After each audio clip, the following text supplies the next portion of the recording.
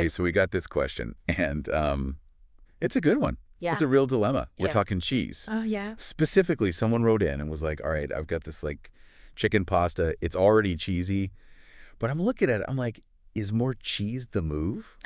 Right.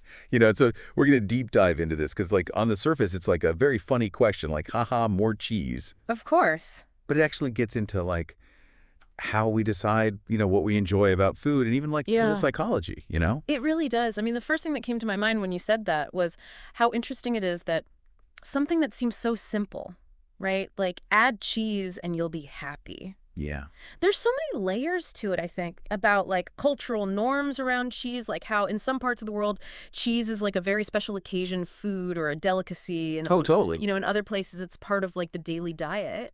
Yeah, I was just thinking about that because my friend went to Japan recently and like was so excited to find like a tiny little bit of cheese on one dish. And meanwhile, I'm like, oh, I could probably put cheese on this like thing that doesn't need cheese. Absolutely. And it all goes back to like history too. Cheese making was essentially a way to preserve milk. So in regions where that was like crucial to survival, cheese became central to their cuisine. Right. But it wasn't necessarily always abundant, so it wasn't piled high on everything. Okay, so we've got culture, we've got history, but you mentioned something about how our brains work with food too. Yeah. What is it about cheese that just like makes us feel good? Well, cheese is fatty and rich, and so our brains are kind of hardwired to find those things really rewarding.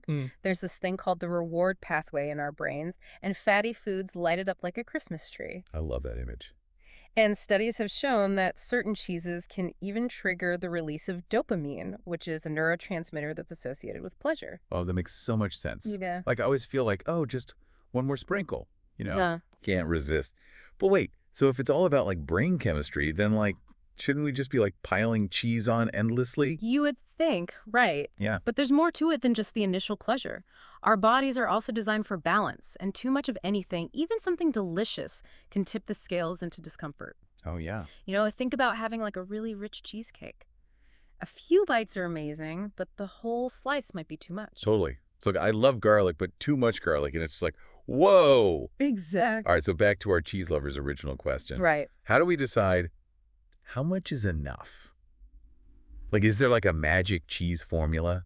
Unfortunately, there's no magic formula for this one. Yeah. But I think the key really is enjoyment. It's about really tuning into your senses and asking yourself, is adding more cheese actually making this taste better? Okay.